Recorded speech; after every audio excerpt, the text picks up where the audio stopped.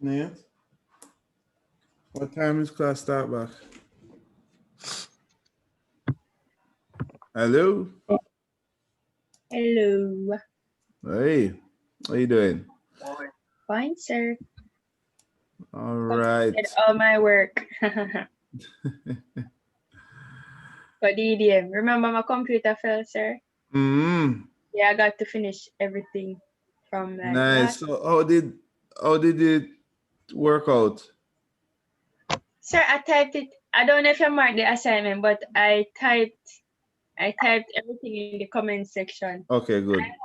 Yeah, I had to disable the drive the drive something like that.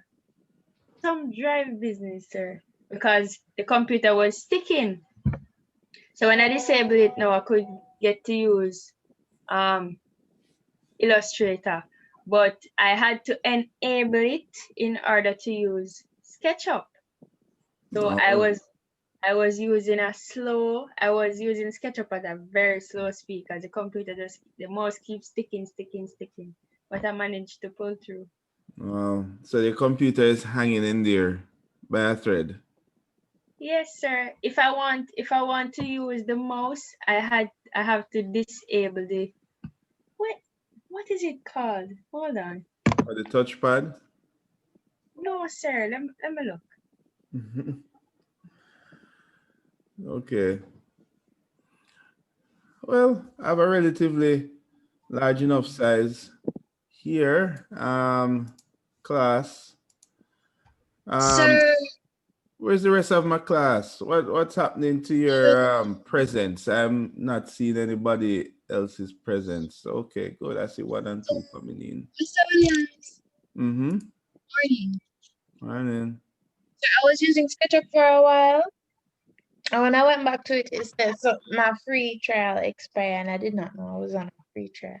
Oh, you I don't, download the pro version. yeah, I don't know what. There's a free version you can download, it's called SketchUp Make. Online, just online. Yeah, but what happened is that they stopped offering SketchUp Make.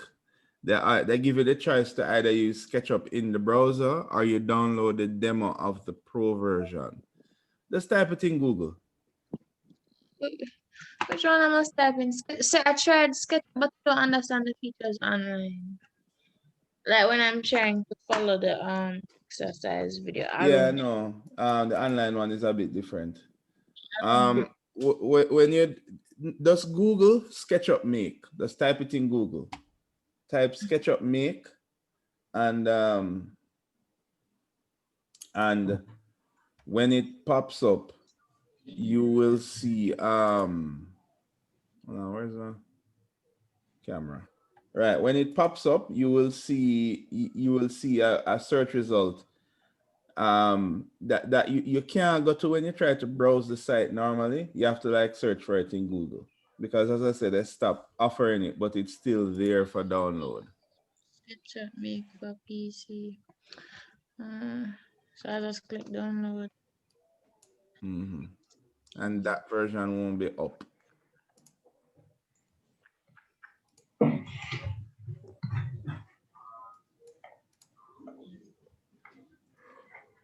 Okay. All right.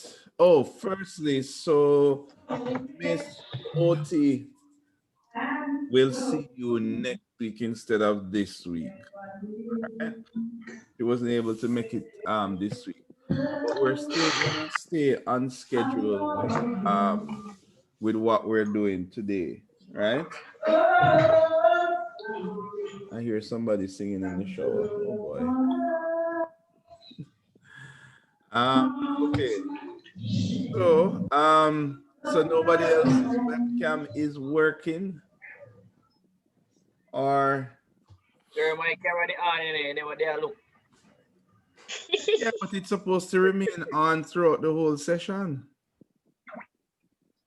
Oh, sorry, it's the graphics card. I had to disable Oh, the the graphics card. card. Okay. Yeah. Yeah, that would make SketchUp really slow. No, it wouldn't work with SketchUp. I had to enable it. Illustrator, when I opened the app and then disabled it so I could use Illustrator when it's disabled. But SketchUp, no work with SketchUp. It when Okay. it's slow. Okay. All right. So this week we are gonna use InDesign, right? I think maybe this class would be short because we were planning to have class and then Miss Oti would come in to talk about the portfolio assignment, right? That's the assignment that's linked to your design studio. So I was planning for this activity to be like, in the first 2/3 of the class. So we will still stick to that. Your portfolio assessment. Anybody remember the assessments? Let me bring it up on screen.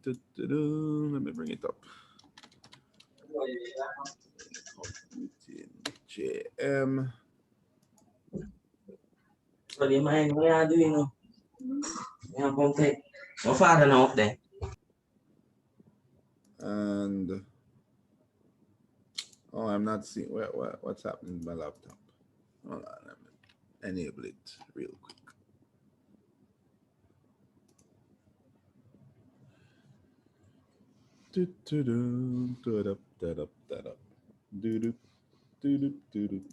Okay, there we go. All right, so if we go to DDM, we put in our password DDM 2021.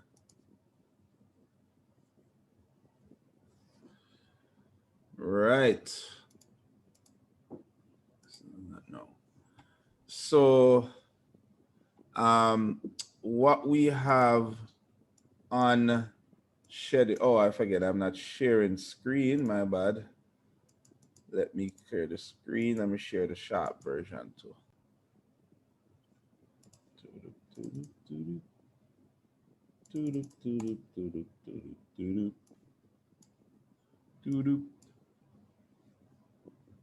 Okay, everybody can see?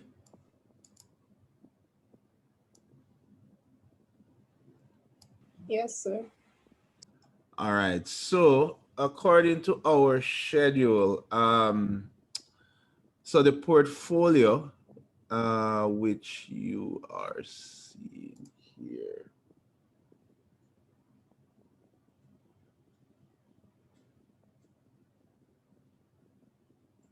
Okay, here we go, right.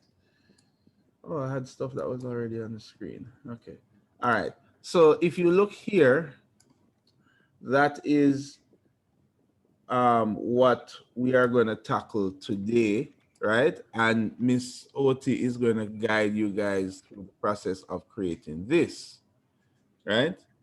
Now, for checkpoint 1, that's what we're going to do today, which is essentially another exercise, just like what we've been doing. For checkpoint 2, Miss Oti will be guiding you 100% with that, and that's going to be mainly stuff that you will do related to your studio, right? She'll tell you exactly what you need to do. And for checkpoint 3, you will hand that in near the end of the semester. Cool? And remember, checkpoint 3 will be your template that you will use for your design studio now, right? So when you get your handouts in design studio that says, okay, you need to hand in your portfolio, you would have already designed the portfolio template. Okay, guys? So that is what we're going to do today. Then when we're done with this, we are going to start with the assignment, and we'll do that. We'll start with that next week. Okay? So we're going to place the assignments that we have done prior to this exercise and like merge them in that. No, you're going to place all of your studio work. Oh. Right. What you're doing in DDM is essentially a basket or a template that will hold all the work that you do in Studio. All right, you're just creating the empty baskets for them. But that basket has to be well designed, and that's what Miss OT is going to guide you in doing. Cool? All right. Okay. Oh, and of course, don't forget about this little thingy down here. Of course, we spoke about that. That is the class attendance and participation, right? You know what I should do on the website? I should put like a little webcam symbol and that little thing, right? Hint, hint, right? And then your major project will be mainly you guys, and that now will be mostly by that time when it's time for your for your design studio in the semester, you know, when all of that studio stress start reach, but we would have finished most of our lecturing and exercises from early on, so hopefully that will not affect you as much. All right, we just need to hold our schedule tight so that you're free up near to the end, right? I know how things go. The world stops spinning when it's time for final crit. You understand? All right. So for today's exercise, if you click on CP1, which is checkpoint 1, it is worth 5%. So it's actually worth a little more than the other exercises you have been doing, right? But hold on, we're not going to that yet. I have a little lecture I do have to go through. So let me open that up for you. I want to talk about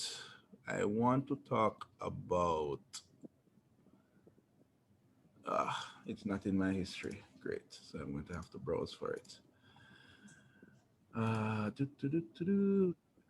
We're talking about using InDesign and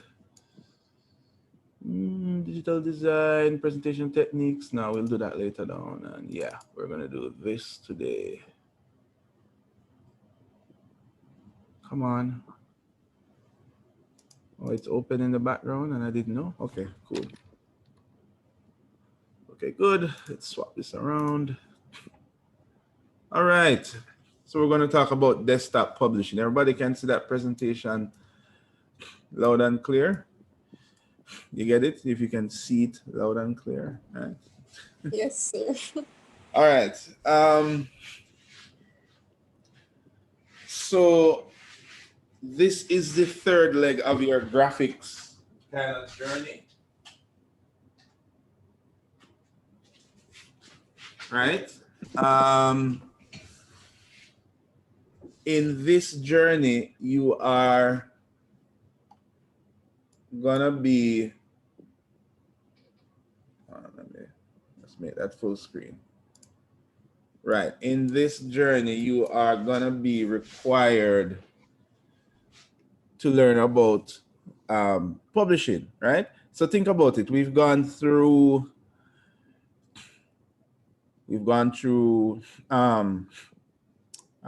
raster images or pixel images.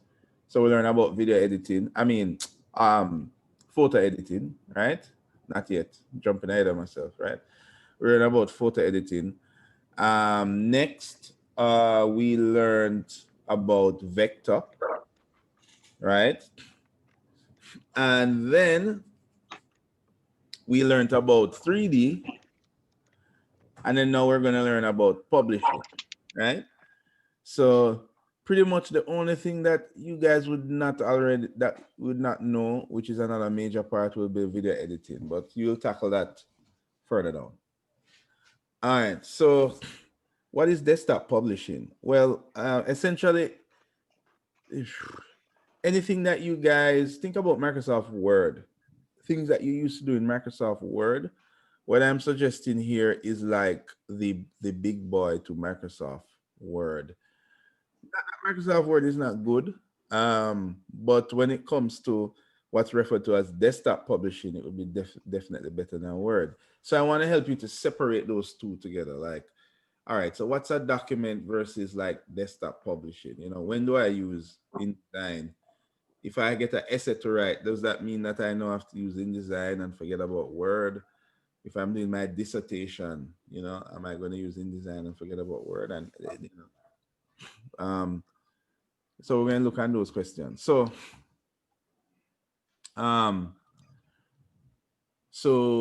firstly, desktop publishing is the integration of text and graphics in a page layout to produce materials suitable for publishing. So if you notice this image that you're looking on the right, so there are different ways of publishing, right?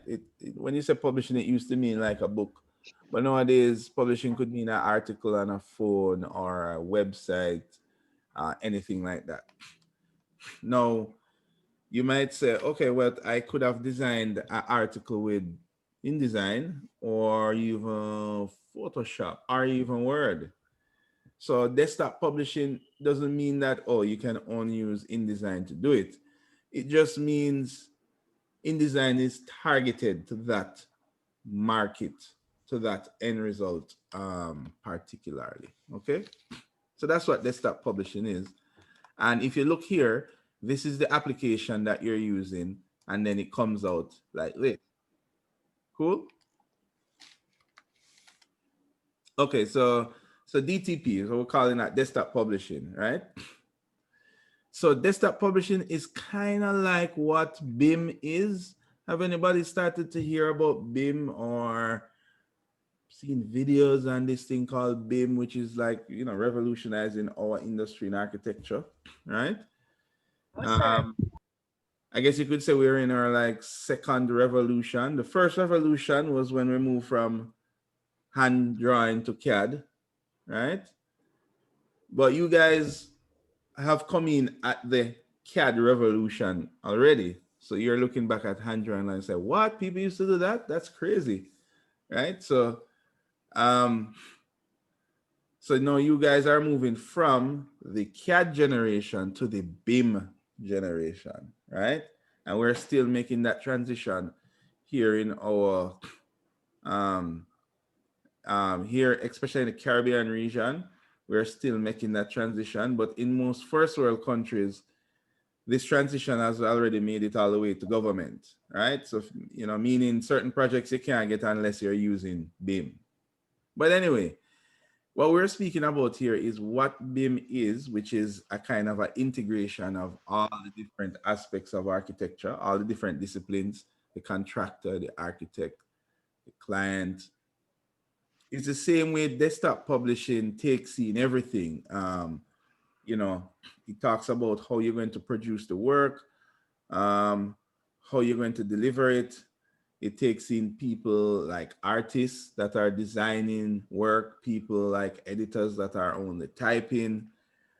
If you think about it, and if you think about as a result of desktop publishing, like a newspaper is a form of desktop publishing, or it is an output of desktop publishing.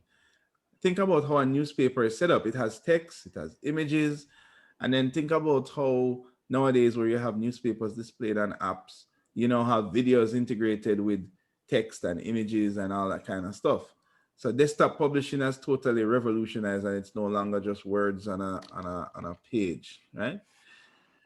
So desktop publishing is somewhat confused for word processing, right?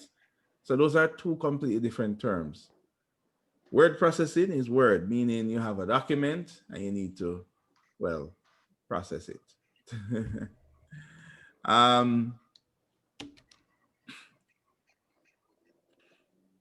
So word processing traditionally was what the industry was earlier. So I'm sorry, I don't have a history of InDesign video to show you, right? So I've been making that track record, you know, I had a history of Photoshop, then I had a history of Illustrator. Anyway, back in the day, you used to go from a typewriter to a page, right? That's how we used to do it. And then that was pretty much our desktop publishing back in those days, right? But if you look at our chain, look at the chain that we have to go through now for desktop publishing. I mean, now it's a whole process where you have ideas and you have to type it and you have to sketch it out. You need artists to design the pictures, you need writers, you need layout artists. I mean, you have all of these things. And this is what typically happens when, for example, a magazine is being processed. So think about when you go to the pharmacy and you see all those magazines there, they most definitely did not use Microsoft Word to do those magazines. They used the desktop publishing technique, right? So that's what it is. So on the left, you have a document that was created in Microsoft Word, and this would be considered as word processing. But on the right, this would be considered as desktop publishing, right? So word processing is a software used. Word processing software is useful to compose documents, while desktop publishing software is intended to finish documents by combining graphics and text and preparing them for special types of publications. So that's supposed to ring a bell to you guys. Say, oh, but that's what my portfolio is for Design Studio. It is going to be a combination of graphics and text, and technically it's going to be published, so to speak, right? So right away, it should dawn in your head that, okay, I'm definitely not using Word to do my portfolio because it's not a Word, it's gone beyond word processing to desktop publishing, right? So word processing is less complex work. Desktop publishing is more, because word processing, you don't really have that much pictures. Think about when you're writing an essay, you might put a one picture in there, but it's not an article that you need to like design and stuff like that, right? Okay, so desktop publishing software, we could start from the very beginning, like how you have, like how one could say, okay, then you had like apes or dinosaurs or stuff, and we say, okay, that's like close to the beginning, or at least that's what science says. So Notepad would be the dinosaur of desktop publishing. Everybody knows Notepad, right? That Yes, sir. that we pretty much don't use because it's just so, it doesn't do anything. It just literally types. So, right. And then now came Word, and then we have Publisher. Then anybody know of Publisher? Yes, sir. Microsoft Publisher. So Microsoft Publisher kind of find itself between between word processing and, the more the complex desktop publishing. And the reason, so Publisher has managed to find a kind of a niche market, one that is not extreme as, they don't need a whole Adobe product, but at the same time, they need more than what Word offers. So that is what Microsoft Publisher is. And I think it's included on most, like when you have your Office suites, Publisher is there. So you may be able to get away with using Microsoft Publisher to do your, for example, your studio portfolio.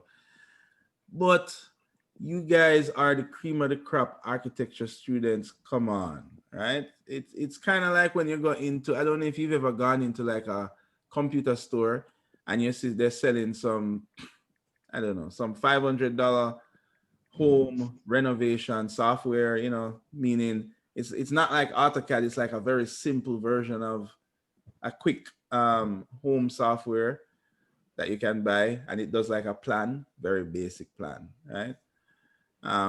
But if you guys as architecture students take that up, you'll be just like, oh, this is hard, because it's so limited. So that is what Publisher kind of is. It's not like giving you the full gamut of what you can do.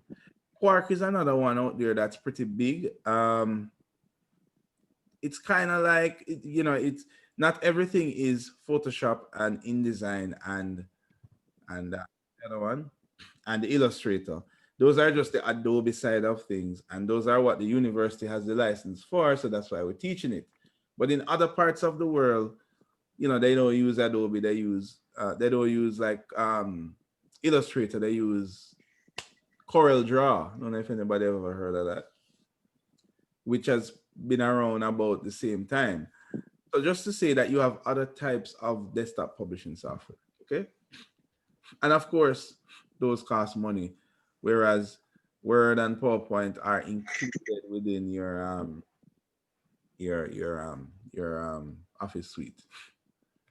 Okay, so today the lines are blurred between desktop publishing and word processing, and that's because your Office suite has gotten kind of fancy. Like PowerPoint does awesome graphical things, and so does Publisher. It's not like back in the day when all it used to do is to type. So, for example, to create the flyer on the right, any one of these softwares could be used. You could have it from InDesign to Illustrator to Word. Any one of those software could be used to produce that flyer, and you would never know. Okay, you get me? But because you guys are, let's say, professionals, because that's what you're training for, and just like how you could say, well, you could use a draftsman to design a house, but it's better you use an architect, right? Because you guys know the benefits of an architect. So it's the same way as a part of your training, you know the benefits of the individual software. So if, for example, Word is for word processing, PowerPoint is for presentations, Publisher is for desktop publishing, and so forth. So even though you could use Word to do something that is more a desktop publisher's item, you would have to decide amongst yourself and amongst coming out of DDM class, knowing what the software is for and use it appropriately, right? Don't be like that person who use Excel to draw a floor plan. And yes, I've seen that done. All right. I think it was an accountant or something. Yeah. I guess I really liked Excel. So anyway, we're going to be using InDesign today, right? We're going to learn about frames and that kind of stuff. We're going to look at the page master. And also InDesign has vectors as well. It is vector based. So for example, you will see familiar things like, your selection tool and indirect selection tool. Remember, those are coming from Illustrator. Then we're going to learn a little bit about software integration, because how InDesign is able to work, or how it is expected to work. Remember that diagram that we showed at the beginning, where we saw that desktop publishing was kind of like at the center of a whole lot of things. So how desktop publishing is nowadays is that you integrate it with other software. So you design something in Photoshop, you put it in InDesign. You design something in Illustrator, you put it in Design. Something in Excel, something in anything. The idea is that you populate InDesign. InDesign includes all features that is in a word processing already. So it's kind of like at the top of the list. And this is how you have places that publish. This is just like how you have architectural firms and they use, BIM software like Revit or ArchiCAD. And you guys as undergrads, you work there, and maybe one of you doing presentation, another person doing working drawings, and everything needs to come together. But it's the same way in a publishing house. You have the writer and the editor.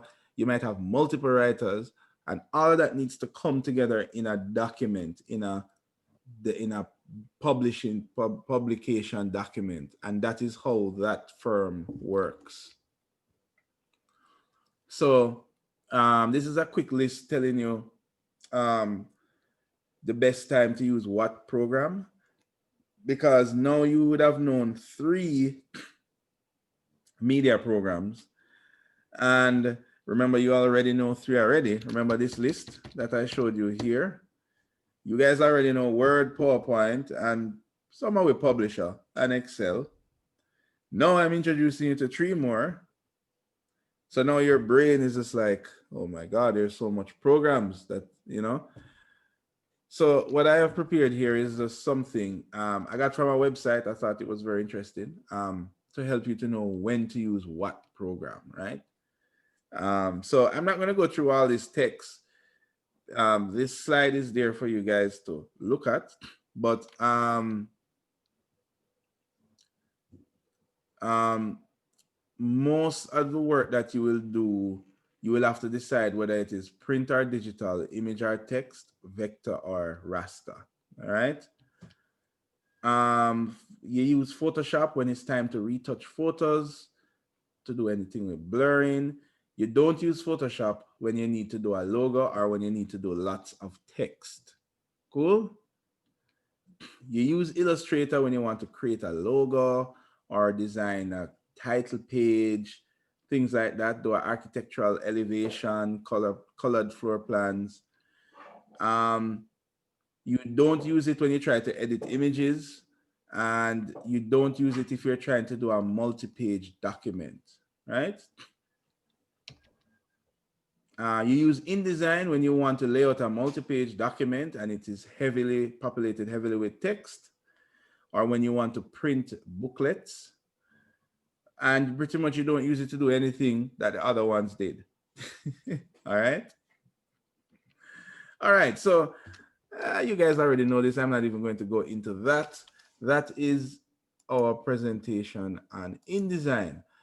Now, in terms of using the program, the good thing is that you guys already know technically how to use it, because you guys have used 2 Adobe products already. Most of the things are the same. But of all the programs, I think InDesign is the most scary, because when most people open InDesign, they see all these buttons and they're like, oh my God. You know, and you open Word and you know, Word is so familiar. So historically, a lot of people open InDesign and they just get frightened and run away. But you guys are not going to do that, right? Because it's worth 5% of your grade, right? So I have a project here that I want you guys to look at. This was a project that I did in InDesign. So this is what InDesign looks like. And this was a case study on a company, one of my favorite companies, right? So if you notice, this looks like a kind of like a magazine. It has a content page. You know, it has pages that are full, and then it has like different types of text and little graphics. Hold on. Right. Notice it has all these borders and edges and stuff like that. It looks like a drawing. But all of these are just guidelines. Notice how you can do things like, let me zoom in here. You can do things like shape the words around the text there. And these are not things that Word or Illustrator can do. It's just that it doesn't give you this layout. If I zoom out here, this is quite a lot of pages. If I was doing this in Photoshop, it would just be ridiculous. I mean, I would have to have like 20 odd PSD files. If I was doing it in Illustrator, it would be crazy, because I mean, all of these have page numbers, and here's the page number here. All of them have like a title at the top. Everybody can see that. So see, every page has a title as this is the thing at the top with a page number. And of course, if I edit one, all of them will change. If I was in Illustrator, I would have to like, well, all these pages wouldn't even fit on the artboard in Illustrator. Anyway, it would just be a nightmare. So this is the kind of thing that you would use InDesign. And if I show you the output of that, where do I have it? I have it under examples, right? And if you look, this is the final version. And maximize that, hide that there, and let's do a no, not two. Let's do a single. There we go. Right. So these are what the spreads look like, right? So of course these spreads are printed and then put together. Now, what you will notice is, and I'm going to show you now, this is the booklet layout. This is the major advantage of InDesign now. So pay attention now. Now, if you notice here, I'm going to kind of scroll. Page 30 is grouped with page 3. Let me go again. Let me do page. There we go. Right. Page 4 is grouped with page 29.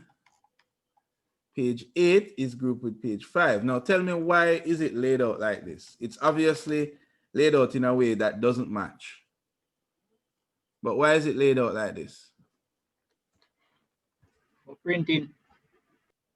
Right, because what you call pagination, right, is a feature that InDesign supports. So for example, has everyone ever seen a magazine before? So for example, this is a magazine, and a magazine is really a tabloid size paper that is folded and stapled in the middle, right? So therefore, when you look on each page, right, this spread here, and you have to kind of imagine it because I can't show you everything on screen, but you know, these two spreads are on the same page, but yet still there are two different pages. And well, if you've ever had to deal with a multi-page document that is stapled in the middle, you would realize that you have to like scientifically work out, okay, so page 19 and page 20 need to be on the same page back and front, and then you have to work out what pages go where when you're doing this kind of document. For the most part, most documents we do in school are maybe spiral bound. So when you print them, they print on individual pages and no problem. But when you go into the professional world and you want to create like this nice kind of magazine that has this kind of feel to it, where it just reads as one page, you have to do what this does. And this is one thing that InDesign does for us. It arranges the pages for us so that you can print them on spreads and staple and fold, so you have a nice kind of design like that. All right, and that is what is happening here. So I didn't have to burst my brain to say, okay, so what goes on the back of page 10 and what goes on the back of page 23? You know, it's just kind of crazy to work that out. There is a formula though, and people used to do it in the past when I didn't have this. They used to have to like have an algorithm to work out what page go where. I mean, you can imagine a magazine that have like 30 odd pages. It would be crazy.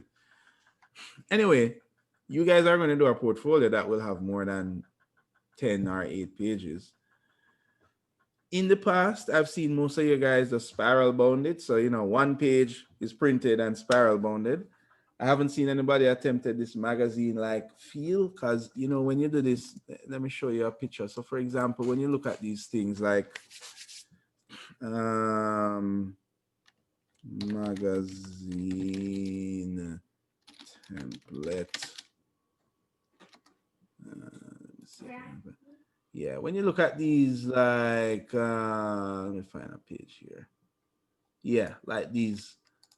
Open in new tab. There we go. And you see, oh, this, you know, this nice kind of look. Spiral bound doesn't give you this look. Spiral bound gives you like, you know, it's kind of just black. But a magazine look would require you to use pagination, where you know you put the things on one spread.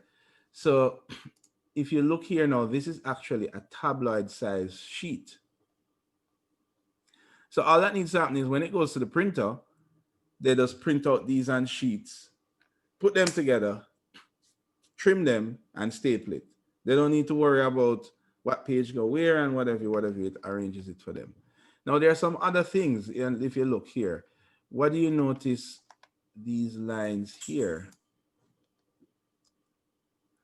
So these lines are what you call the trim line. So for example, let me show you an example here.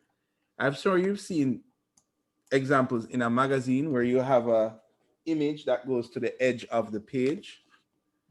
You guys are designers and you're going to do this kind of stuff. So you might have maybe like this, that's a spread, and the image goes all the way to the edge of the page. It's not like a white page with content in it. And to do that kind of thing, remember when you go to the printer, you know, it's a guy with a guillotine doing whoops. You know, it's not like some special sci-fi robot. It's a person. And of course they can like not cut the thing straight, and then you would have like a white edge here. So when you are designing, you have to design it a way where the graphics goes further than where they would cut. And that's what you see here. Those are these cut lines here. This is saying that when this goes to the printer, they're going to cut it on this line, and they're going to cut it on that line. So therefore, I have like a, a tiny little like 1/4 inch of overlap. But I'm 100% sure that when that guy cuts it with the guillotine, that even if he makes a little error, it would still look like the graphic goes to the end of the page. Right? You guys understanding so far? You with me? Yes, sir. Also, notice I have these colors here. You might be saying, what in the world are those? See, I have a grayscale here. I know what these are. These are, if this was a magazine and you're printing this out, let's say that Axis, there's a magazine for CSA called Axis, right?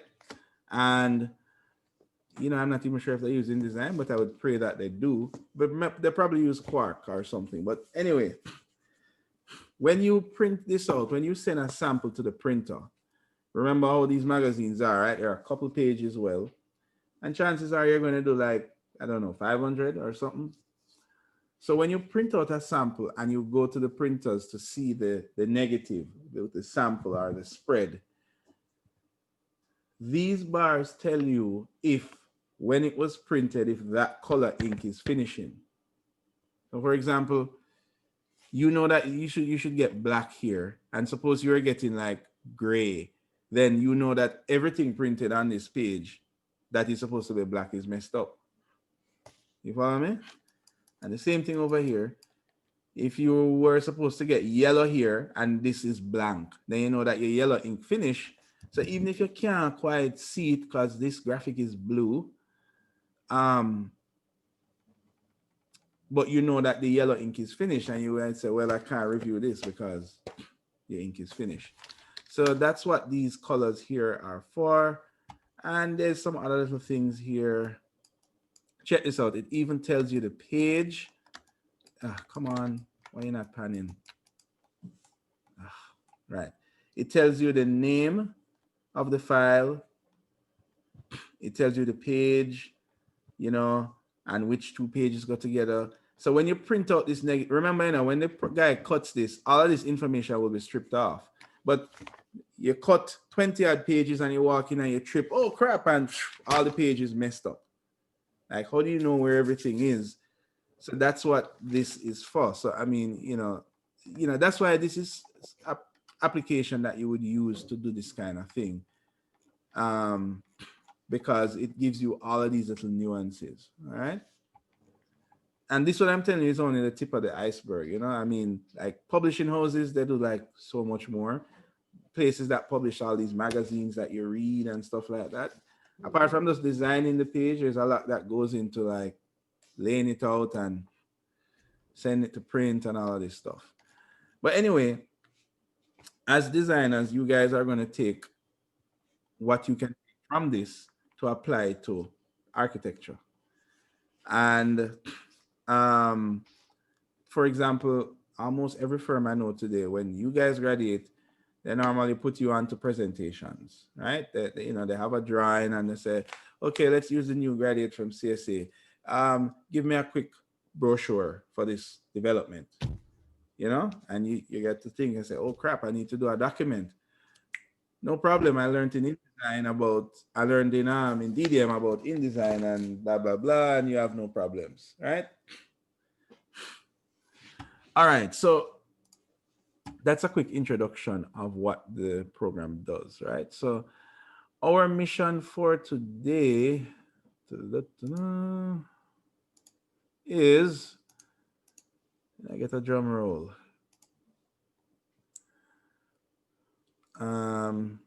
So this is part 1 of 3, and you're going to create a basic template. So what we're going to do is that we're going to sketch out a layout, and this is exactly what you're going to do for your portfolio and pretty much for the rest of your life, even for your laying out your studio sheets. This is the very first step that you should do. You should sketch it out first. Then we're going to lay it out in InDesign with empty frames. And then we're going to populate it with all sorts of information. So we're going to put Illustrator files in there, Photoshop files in there, picture files in there. And then we're going to publish it as a PDF. And then you're going to submit it. All right. This is super simple to do. There's nothing really technical, but there's a new program to learn. So let's get started. I'm hoping most of you have InDesign ready to go. Plane is parked on the runway and ready to take off. All right, so I'm gonna open InDesign. Let me close this file. And this is what your InDesign should look like. These are recent projects, so ignore that.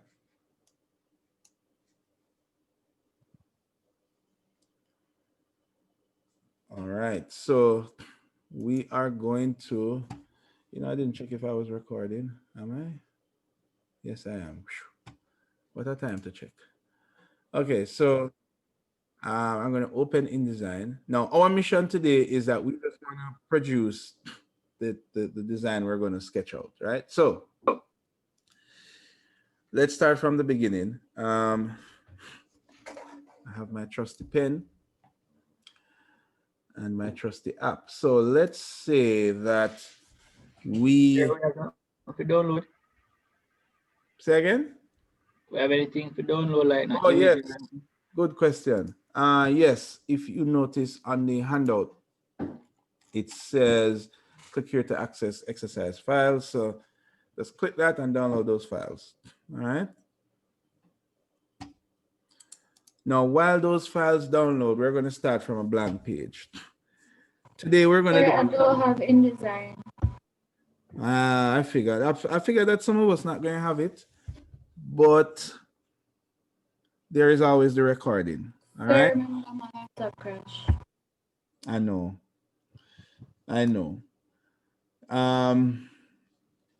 There's always the recording. So I'm hoping that you can resolve that problem and go back to the recording.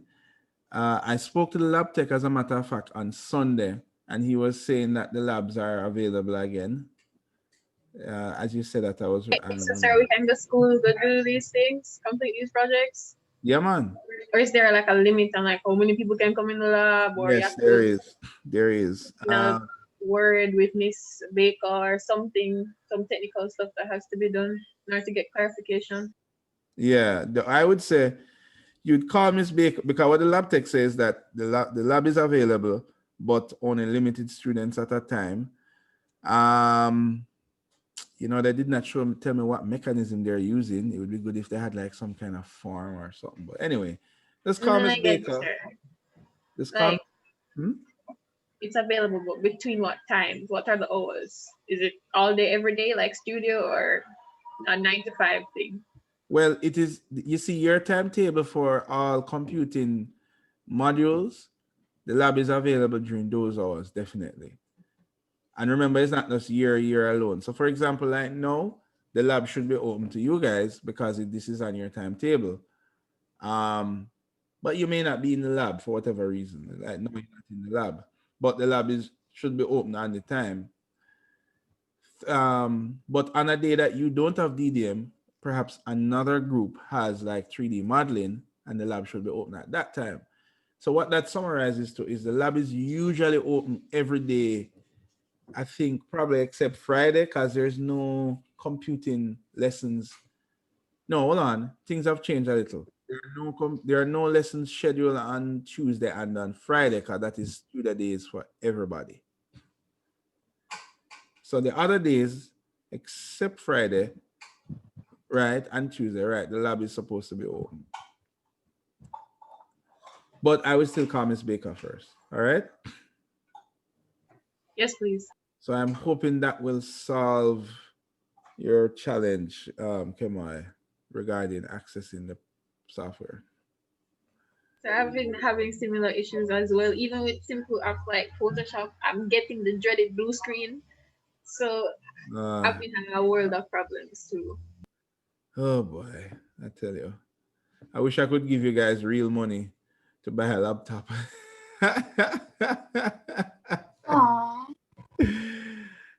I know how it is. I had to struggle with it. I think I remember what, I had a desktop. I didn't get a laptop at the time when I was in school. But my auntie, after much begging and pleading, I think in third year, she agreed to build me a computer. Well, I think I built it, by the way. But I had to struggle with it though. I think it was when I traveled to the States.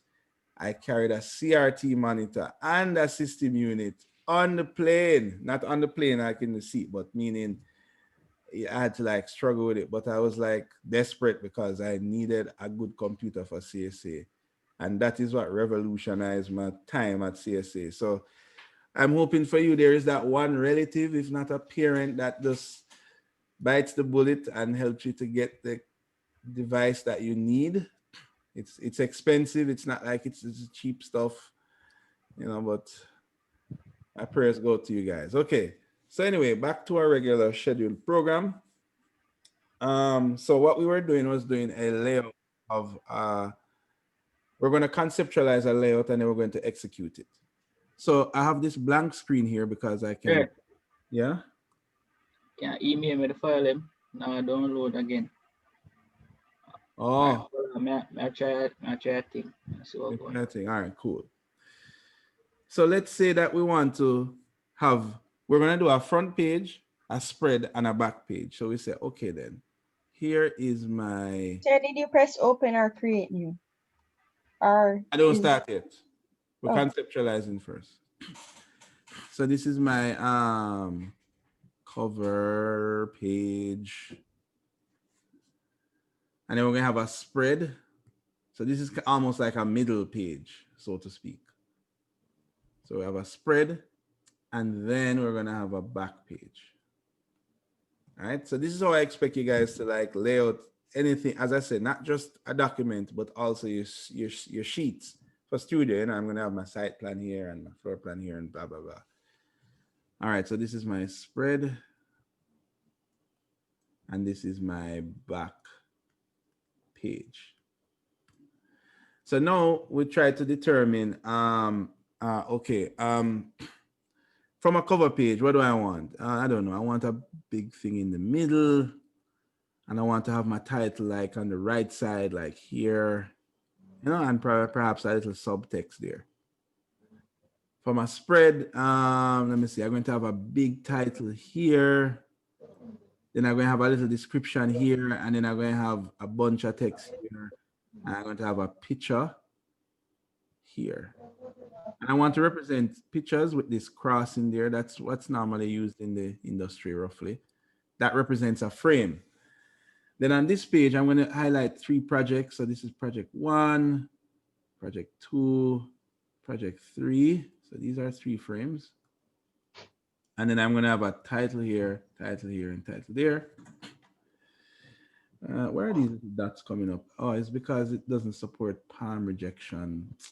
So every time I rest my palm on the screen, it creates these little dots. Let me clean that up. All right, good. And then my last thing, I say, okay, a back page. I just want to have a little picture here, and there's a text there, and that's my frame. So this is how you can quickly sketch out a layout. Now, when you guys do this for your design studio portfolio, you're not just going to sketch out like this. You're going to like conceptualize and dig deep within and look at theories, and you know how these things work, right? And that is what Miss Oti is going to help you to do. And it's going to materialize as these kind of sketches, right? But I'm just kind of giving you like a fast track way of how you can technically tackle it. So when you get these sketches done, you're going to like do it on a paper or somewhere, wherever. And this is what is going to be your guiding light. So let's assume that we did these sketches. So I'm going to clear the screen now. And that is what you're given here on the handout. All right, you're given these. So you need to turn these sketches into an actual like layout here. And that's what we're going to do. So now is where we're going to go to InDesign, and we're going to go to Create New.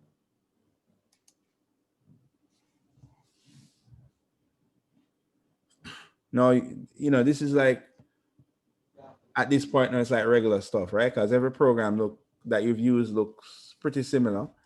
So we're going to use print, we're going to go over to the print category, or you don't even have to do that because this might be different for you. We just need to have a letter size landscape page. All right, so you have got email the thing and Okay, Ease and thanks. no problem. So you're going to have a letter sized landscape page. Let me try and multitask here. Go again, please, sir. Letter Create size. new or open. Create new. Create new. Of course, I'm only going to do like 1 or 2 pages, and you guys are going to do the rest, right? I mean, as usual, I'm not going to like rob you of your opportunity, of your power. Yeah. No? So where you go to download the files in exercise 5? No, you're gonna go to portfolio, and you go to checkpoint Portfolio. CP1.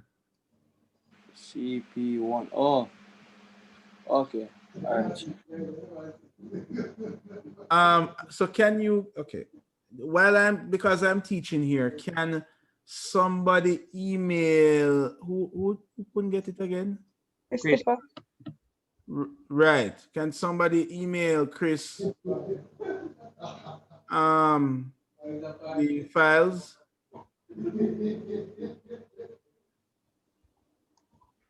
I want to make sure that somebody else can download it. Anyway, we don't need them right now. We just need to do this stuff. So we're gonna create a letter size page, make it landscape, and we're gonna go create new, and then your InDesign should open up. Now, depending on the version you are using, it might look a little different, right? So in order to let all our versions look the same, what I want you to do is go to Window, and then you're going to go to Workspace. Yeah. So I'm going to know one man in a different language. It's in a different language? Wow. Oh boy. If you can. Sir, what's the page size? Letter size. Landscape.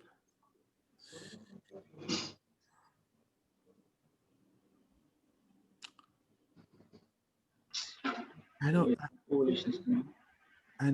know. I don't know at all. The other word, your Photoshop is in is in English, right? But somehow your Illustrator is in like German or something. Only this software is in an English language. Wow. But downloading it. Google it and see if there is a way you can swap it. That's the best I can tell you for right now. All right, so you're going to go to Workspace, and then you're going to go to Essentials Classic. Now, if you have the old version, you won't see Essentials Classic because you will be Classic technically. But if you have a new version, you will see Essentials Classic. So you're going to choose Essentials Classic, and that will give you like the almost classic version of InDesign. That will put all of us on the same page. Now, InDesign is just like the other programs. You have panels, you have a toolbar on the left, you have your control panel up top that seems to be like totally inundated with options, but don't be scared. If you have this thing called CC libraries, you don't need it. That's like a web that connects to like templates you can get from the internet. So we're gonna just close that. I'm just going to drag it out and close it. Remember, all of these are panels. Remember when we had a stroke panel and a color panel, which we could also access from Window up top. Remember, that's where we go to access our panels up here. So it's the same interface. Same interface. Now, what is different, and I want it, if you scroll out and you scroll by holding Alt and using the mouse wheel, you might notice that this is what your workspace looks like. So that might appear a bit different to you. Now, what I want us to do the first thing we're going to do is we're going to create some more pages, right? Because right now we only have one page. And remember our plan was to create, here we go. Our plan is to create a cover page, a spread, and a back page, right? So this is our cover page automatically. Now to get new pages, if you look on the right, you will see a pages panel.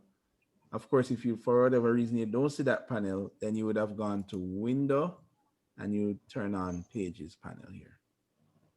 So you go to pages, and what I'm going to encourage you to do is, well, all right, you know what, make it stay. So you go to pages, and this is what pages panel looks like. You have a page here, and then you should see these things up here called master slides here. We'll talk about that in a minute. So what you're going to do is to create a new page by clicking the little plus here. So that's 2 pages. Created another one, that's 3 pages. And created the final one, that's 4 pages. Sir, hold on. Suppose when you're creating pages, they just line up one beneath the other instead of doing a double spread. No problem. I will tell you how to resolve that.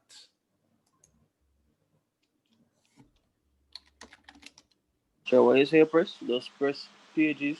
Right. You press the new page button, which is right Yeah. at the bottom here. Okay, create new page. Mhm. Okay.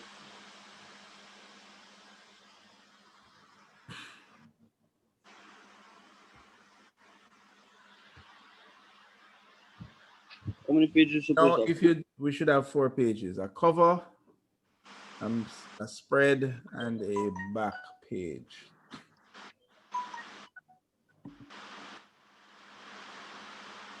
Sure, but it's not giving me the option. Can you put a page on top of another one? Right. Like- Just create the pages. All right. Now, just create them. There's only 2 pages come up. No, so create more. So create the Yeah, plus. I'm pressing my press. Oh, all right. Them come up now. Okay. Make sure you. All right. Just create the pages. All right. Now, just create them. The option. Can you put a page on top of another one?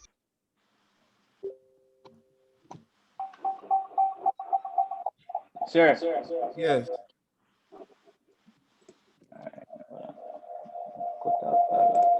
Right. You have to mute. Okay, good.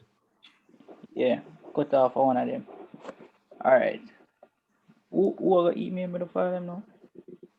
Yeah, Oh. come on. We can't give access to them. Come on, show us I'm gonna do it. I'm gonna do it. It's just that this thing was taking a little while to come. That's why I was asking somebody. Hang on. Sit tight. Let me get to it.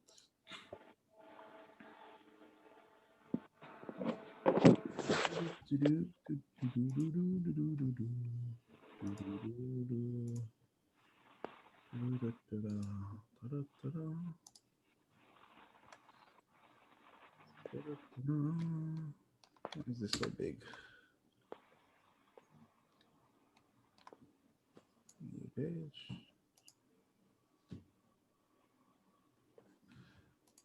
Oh crap! I'm in the wrong account. All right, I don't have the account on this computer. That's why. All right, hang on. Just gonna copy these files to the other computer. Where's it? ACDDM.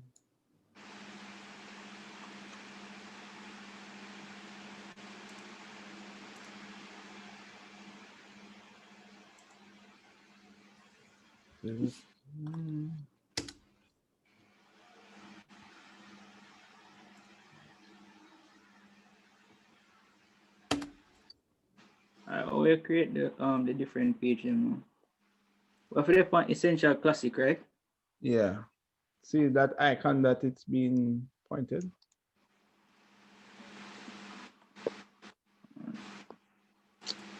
Why does it have to zip them? Anyway.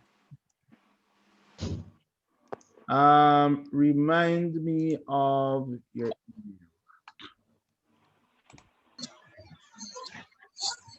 email. Remind me of your email, Chris. c.a.u1.csa@gmail. At Gmail. Yeah, I got it. Hold on. Anybody else? Yes, sir. Yes, sir.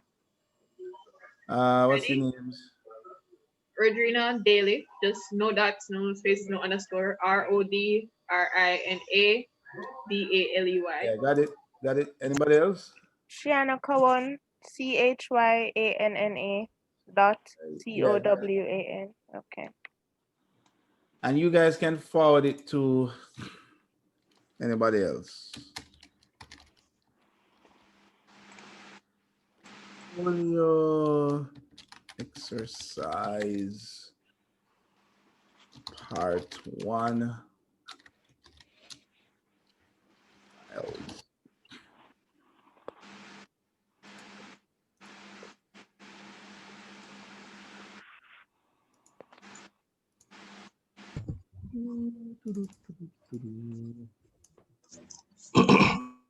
The CP1, right? Yeah, checkpoint 1. That's it.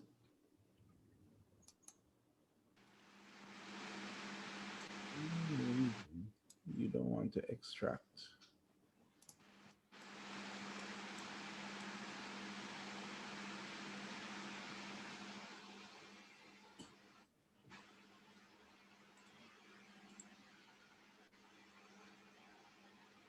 Oh crap, it's too big, it's too big. It is too big. Sir, just email the link. Well, it would be the same as what it is already. Oh, brother. All right, let's see if Google Drive will automatically make it work this time. So I think one of the Photoshop file is kind of big. So yeah, it's the Photoshop file that is the problem. So that is going to come in as a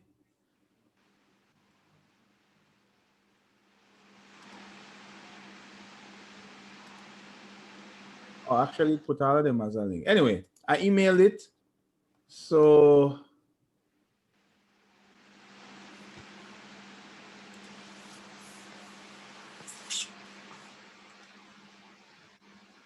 tell me if it works for you.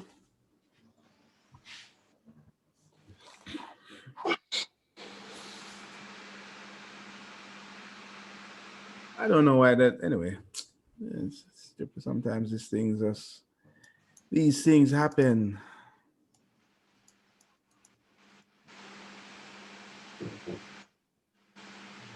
Anybody get it yet?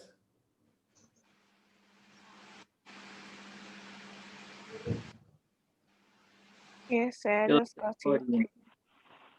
Tell me if you are able to get the.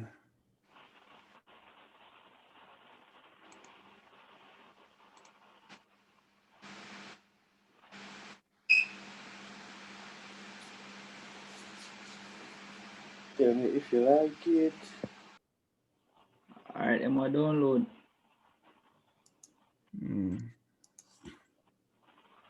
Any one of you got through by using the handout, like click on it and we're able to download it? Yes, sir. So it does picky then.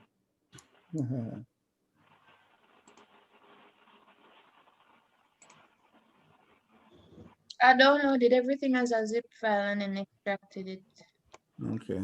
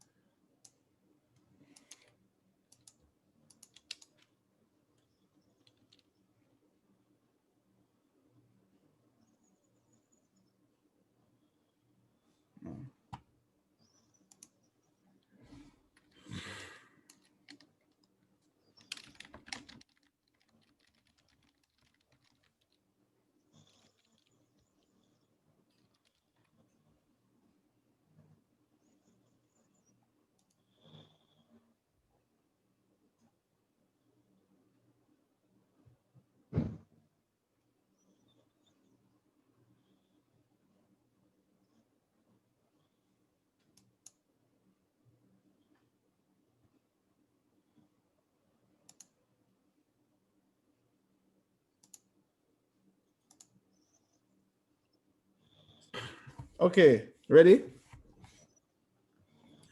So when you create these pages here, now usually InDesign will lay out pages like this because it's just mentally it's easy to understand in terms of because you read a book by opening it, and the cover page you see by itself, the back page you see by itself. When you open it, you see 2 pages, right? So that's why InDesign lays it out like this. Now, oh right, somebody said that they didn't. If you're not seeing it layout like this, what you can do is go to. You're gonna go to edit, or is it layout? I don't remember. Hold on, let me check. No, it's actually layout. Where is it? No, it's actually file. That's right. So you go over to file. This is for those who are not seeing the pages laid out as facing pages. All right, you go over to file. I need to customize my mouse to switch between these arrows here. I know I never meant to have to be clicking the icon. But anyway, you go to file, you go to document setup, and you see this little document thing comes up. Why is this coming up here? What? Okay, right. And then here it is. You want to check that option, facing pages. For some of you, it might already be checked. Okay. All right, so it's up to you. You might prefer to see, you might prefer to see it as individual pages. So for example, that, and then it shows like this. Let me make this longer. And then it shows like this, but I'm a fan. If I'm doing a document, I want it to be facing pages, definitely. So facing pages there and choose okay. Good.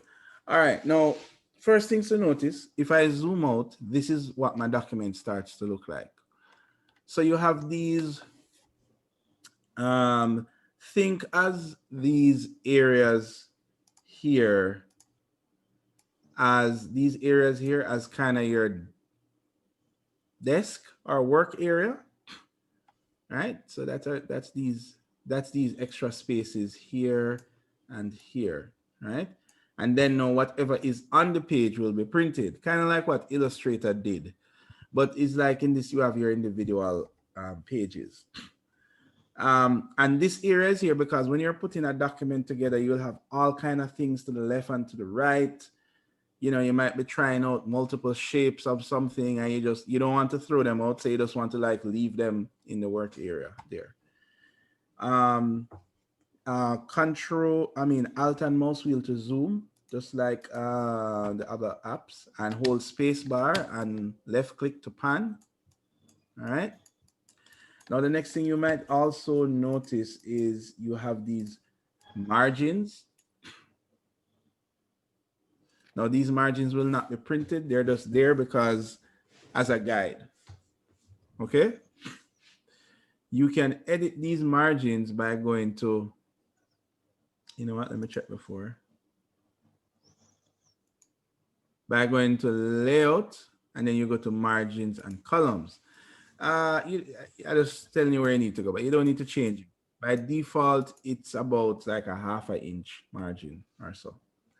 So those are your margins. Now, we are going to take a look on what we said we would do. I'm going to put this over here. Put this over here. All right, so we have our objective on the left. Remember what our objective was? We were to create this layout here. So if you look at it, this is our first sketch that we have. So that is what we wanted to create firstly, which is our cover page. And we said we want to have a picture in the middle and then a text below. So in order to do that, what we're going to do is, we don't know what picture we're going to use yet, but we're going to insert what's called a frame. Now we're going to use our toolbar, which is on the left. So we're going to choose this icon here, which looks like that, a frame icon. And when you choose that, you're going to... Please. Say again? Can you zoom in a little bit, please? I'm not seeing well. That's this icon here. Okay, thank you. All right. And then you're going to draw a frame. Just kind of just plop it anywhere. And notice that's what the frame looks like on screen. Now we're going to align it to the center. So I'm just going to drag it until a little green line comes up. So that way I know it's in the center. And I'm going to align it closer to the top. Now what this is a placeholder. So eventually I'm going to put a picture there, but I don't know what picture I'm going to go there. Instead, all I'm doing is designing the zones of the page. 1 minute, sir. Mm-hmm. I noticed from yesterday while I was practicing when I was creating this thing that you did a while ago. The frame? Yes, and then I was trying to make it smaller, but instead it created another frame. Right, so just make sure you're not on the frame tool. You see, just like Illustrator, you have a selection tool and a direct selection tool. Okay. Make sure that you switch to like the selection tool so that, you know, you're not on the frame tool. All right. Oh, okay. Okay. All right. Now, the next thing we are gonna do is we are gonna create the text. So we said we wanted to have a title that's in the middle down here. So we're gonna go for a text tool. And to create text in design, you click, hold, and drag. So I want to create a text box like down here, like that. And I'm going to put my name in there. Pretty straightforward. Sir, can you zoom in on the screen a little, please? Yeah, there you go. So I've just drawn a text frame now by going to the text tool. Hold on, let me update that. So I am going to the text tool, which is here.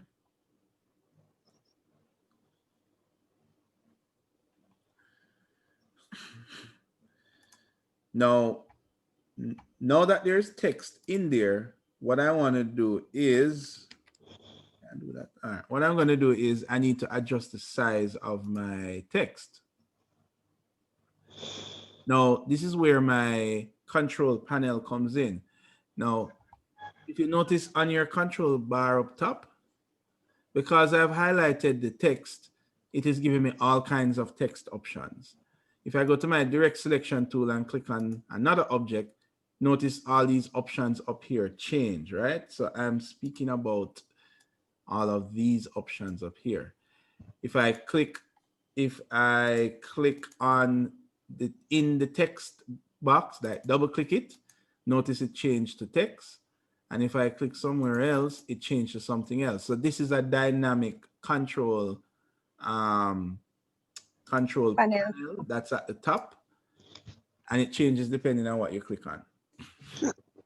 All right, so with that said, what I want you guys to do is I want you to double click in here. Oops. Clear that. All right, I want you to double click in your text panel, and then I want you to change the size of your font.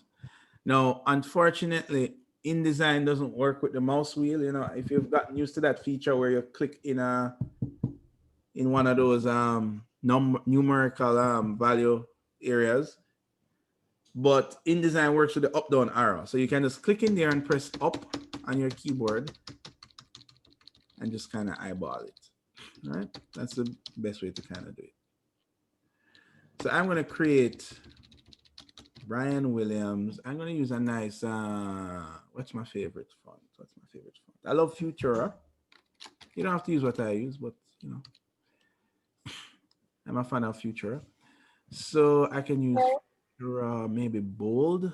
Yep, there we go. Excuse me, sir. When I highlight my name and I double click, I don't see that bar coming up at the top. Oh, okay. Well, it might be that you're using a new version of InDesign that disables it. So the two ways to change that, I switch to classic. I switch my my workspace to classic, essentials classic. Okay. Right. So that will get all our workspaces similar. Sorry, can you repeat how you do the shortcut for making the text bigger? I double click in the text box. Once I do that, this panel up the top will change. And then I click inside the size, the font size. And instead of typing in a value or using these little up-down buttons, instead of using these little up-down buttons, I use the up-down button on your keyboard. That will just jump between the text. And of course, I can choose my font here. And I can change some quick things like having, you know, all caps and that kind of jazz and that kind of stuff. All right. So next, what you're going to do is I'm going to write portfolio now in a different font because, you know, we want to be stylish, right? So what I'm going to do is I'm going to copy this text frame here. Anybody remember how you copy in Illustrator? Control P, Control C. Okay, all right, fine there. But what's the shortest way to copy? You hold Alt while you're moving. There you go. Don't forget about that. That's really cool. Hold Alt while you move. First time I hear no one. Really? Oh, remember that one. Hold Alt and drag, or we call it Alt drag. Okay, so now I have two frames. So what I'm gonna do, I'm gonna just hold Alt and drag. Yep, that's hold Alt. Doesn't work for you. No.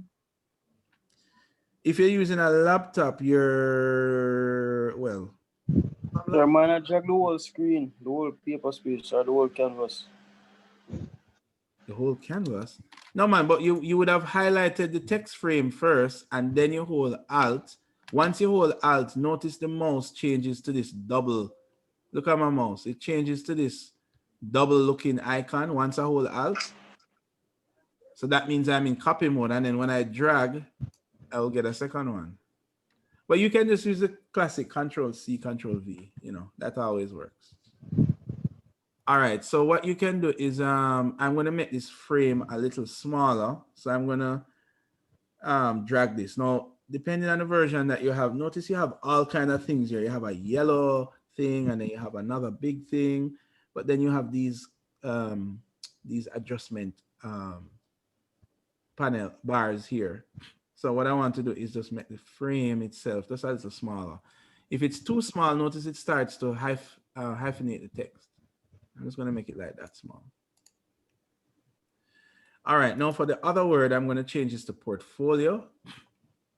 So I'm going to double click in here and write portfolio. And then I'm going to highlight it and change my font type to something a bit more interesting, like, I don't know,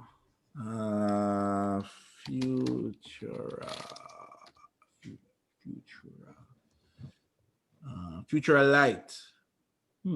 This might be interesting. Let's try that. Aha.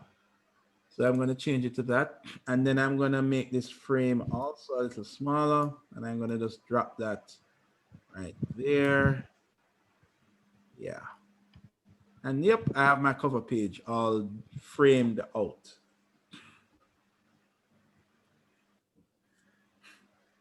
Now, wait a minute. Let's make it more exciting. I want this image to go all the way to the edge of the page. Yeah. Whatever image I put there, I want it to go to the edge of the page. That makes it a bit more interesting. So notice that I've just kind of changed my mind in what I'm doing, which this is kind of like just designing your zones. Like you have a site plan and you're saying, well, I'm going to put my bathroom here. I'm going to put my my kitchen here and so forth. It's kind of like using that same approach, but with a document. Now, here's what I want you to do. What's a best practice? I want you to give the frame a color. By default, the frame is just going to be like transparent with like an X between it. But I want you to give it a color, and I hope you haven't forgotten how this little icon here works. Remember this little icon from Illustrator days? So you have, you have a fill and a stroke and that kind of stuff. So let us give it a color. So we're going to go over to our color panel, which is here. It should be there if you use the same workspace.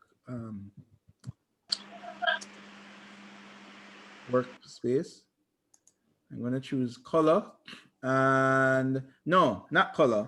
I'm going to choose swatches. Let's use that. So I'm going to choose swatches there, right? And in swatches, I'm just going to make sure that I'm on the fill, right? Which is that, not the stroke. Let's make it, I don't know, blue or something. Make sure you have it selected though. Blue or whatever, the color doesn't really matter, really. I think my favorite color for putting in frames would be like gray.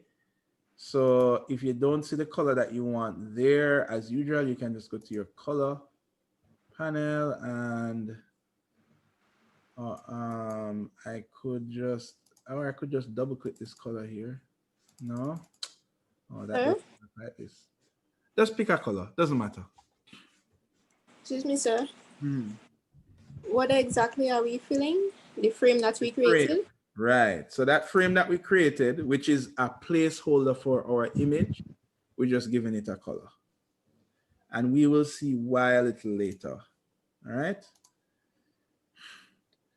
All right, good. So we have created our cover page based off our concepts. And now let's go to the next page, which is the left side of our spread. All right. So if we go down to this page, and remember, you can use the Alt and middle mouse button to zoom, and you can hold space bar and press the left click to pan. So on this page, we wanted to create a frame space for our image on the right. So we're going to do the same thing again. We're going to go to our frame here.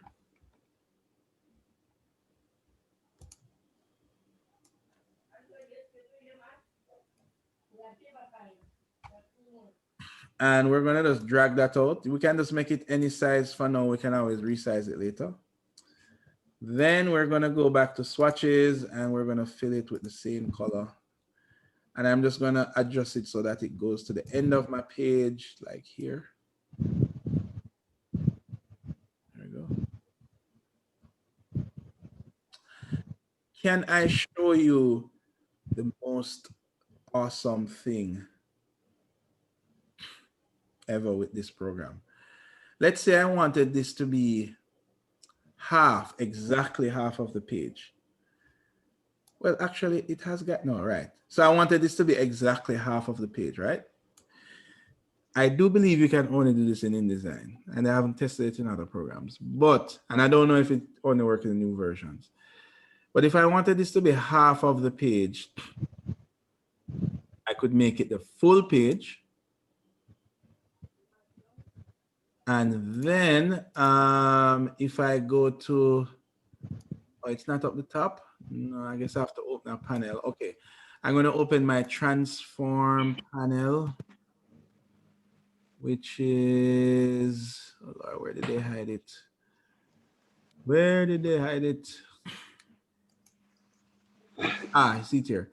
What you realize is that InDesign doesn't list out all of your panels like Photoshop. They kind of list it in subcategories. So for example, subfolders. So the type, you'd have to go to type and tables to get the character. But in like Illustrator and Photoshop, everything is listed into this like huge Windows menu. So notice the Windows menu looks more smaller. Anyway, I'm trying to find transform. So I went to Object and layout. Object and layout, and then I went to transform here. That's my transform panel. And this should work. My width is 66 points. That is the exact width. So I Zoom, could please, sir. Hmm? Zoom, please. All right, my width is 66. So I could just do the math and say, well, okay, half of 66 is 33 and blah, blah, blah. But I can do an Excel formula in there. I could go divided by 2. It doesn't work. You got to be kidding me, doesn't it? Divided by 2, enter. Check that out. That is awesome. So you can put an Excel formula in where you type your values. I could have also done times, which is the asterisk key, 2, and it would make it twice as wide. So, I mean, this is like the AutoCAD for documents, right? Very precise. If you want to make a text box that is exactly a certain size, you can actually use formulas to do this. So anyway, I want to make this exactly half. But your control panel, transform panel is where you go to like set all of these things. But normally we just eyeball it. But in the case where we're actually putting an image here and we want to make the image half, we would want to be very precise about that. I would not want to eyeball that. All right. Okay, good. Now we say we want to have a title here. So we could just grab our title from here. For now, there's like a more professional way to do this, but for right now, because we're learning, we're just going to kind of use the layman's way. So I can just grab this text here rather than drawing another title box here. So I'm just going to hold Alt and drag it. So notice I can drag it across page work areas, right? So it doesn't matter that my work areas are like this. I can move this over here. I can move it here. So that is pretty cool. And what you would do is any graphics that's related to this work area, you'd want to keep it on this slide here. All right.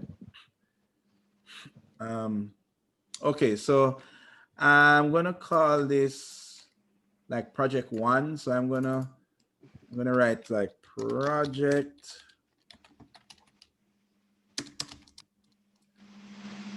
And I want to change up this style a little bit. I'm going to make this text box a little bigger. Let's look at what else we have. So I'm going to double click here. What other future text do I have that I can use? Let's try condensed bold. Yeah, let's try I don't know. I'm just like picking one at random. But notice I'm picking from the same family of fonts, right? That's another thing that you want to do. You don't want to like have your fonts all over the place. So let me try this one. This one looks nice and skinny and architectural, right? And then we're going to make this really big. So I'm going to highlight this. And I'm going to make the font size like really big like that. There we go. And then I probably want to call this like project 1. So I'm gonna create a new text box, I guess. And I'm gonna make this really big like that because I want this 1 to be like ginormous, right? So I'm gonna put 1. And then I'm gonna make this one really big. So I'm gonna here, let's make it even bigger.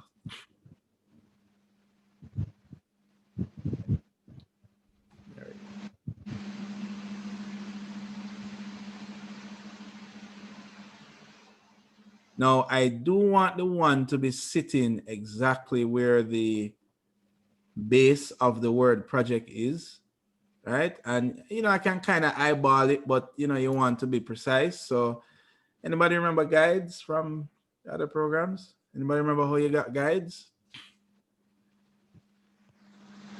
You get guides by going into the window area. Hear me, window area, the ruler area. And then you drag the guides down. So now I could have a guide like this, and I could see that, okay, this is right on the money. There we go. And I can use my arrow keys to just nudge it right in place. All right. Now notice this guide is only for this page, which is really cool. So I could have like multiple guides on different pages and it won't affect each other. You understand? All right, so let's clear that there. Now comes the fun part that InDesign shines at, and that is the text. Now, to make this even a bit more interesting, what I'm going to suggest, I'm going to move this title up a little bit like that. And I can just get rid of this guide because I've used it already. So I can just select it and press delete. All I needed it for was to make sure that this was aligned. Now, what we want to do is I want to get some text below that is like a little, like a quick description. And then I want to have a body of text, which would serve as like the big explanation, right? So I'm going to get my text box, my text tool again, which is there. I need to make these arrows smaller because it's probably confusing. Let me just put a little teeny cute arrow there, right? So, right? And what I'm going to do now is I want my text to be very precise. So I'm going to draw a text box. Oops, I'm drawing an arrow. Turn that off. Right, so I'm going to draw a text box like that. And this would be my like description text. Now, let me show you something awesome. Sometimes it's kind of hard for you to visualize text. So what you can do in InDesign is that you can fill it with placeholder text, which is really awesome. So to do that, you're going to go up to, I keep getting these menus mixed up, but you're going to go to, oh Lord, where do you go again? Type. Yes, you're going to go up to type. Put the arrow there. So you're going to go to type. And then you're going to go down to fill with placeholder text. And voila, it's now filled with gibberish. But this is what you call professional gibberish. The reason why it's professional gibberish is that from afar, it looks like a sentence. And I mean, it's actually, the algorithm actually makes it looks like a sentence. You know, it makes words look like it could be words, but when you really look at it, it's really like gibberish. See? Sir, could you go back to where you, oh, okay. The arrows are there now. Right, you go to type and then you go to fill with text. Now with this now, you can easily visualize how much writing you need to do. So you could say, because this is a short description, I didn't envision it being so long. Then you can also imagine the font size. So I can highlight it here and change my font. Font size is 12. So we're gonna make it bigger because it's supposed to be like a short description. Like how you would see a news article and you would see like big text that tells you what the article is about. So let's make it about font size like 24, maybe. Right. Now, when I make it 24, notice that you see this little red thing right here. And what that is telling us is that, hey, there is text that exists beyond this boundary. So for example, if I should make this frame longer, you see the other text comes in, and only until it includes all of the original text. Let's make this longer. Then that red still show the red thing. Right. So what I want to do is I want to get rid of some of this text. Remember that it's a placeholder text, so I'm going to delete up to here. There we go. Because this is supposed to be like a, as I say, a kind of a short description. Now the next thing I want to do is I want to change the font size. Now, all in all, we have always been highlighting the text. and then going up to control to change it, right? So I want to introduce you to a better way to do that. A better way to manage your text would be to use the text panel, our type panel. So to do that, as usual, you would go to Window and you would go down to Type and Tables, and you'd open the character, right? That's it, the character panel. And this is what the character panel looks like, just like Illustrator, right? And Photoshop. Well, mostly like Illustrator. The next one that we want to get is we'll go back to Window and we need to open the paragraph panel. And this is what the paragraph panel looks like. So these are two important panels that you should pretty much have all the time. So I'm going to dot them together. I'll put the control panel with it as well. So now we can just change font size without having to double click and highlight the text. We can just change it from here. Sir, Which works out better. I went for control panel and it opened up a CC Libraries tab that I see you don't have, and I don't see any what's the other one? Paragraph panel here. Right. So you have a panel that looks like that. Am I right? Yes, sir. Right. So let's drag it out and close it because you don't need it. Sir, what is that? The third panel that you have right here. Transform. Remember, that's what we use to make to ensure that this frame was half of the window. Okay. Mm-hmm. So All right. I'm not in character panel or paragraph panel. Remember, there are right. So there are sub panels. So you need to look on the type and tables. There it is, character and paragraph.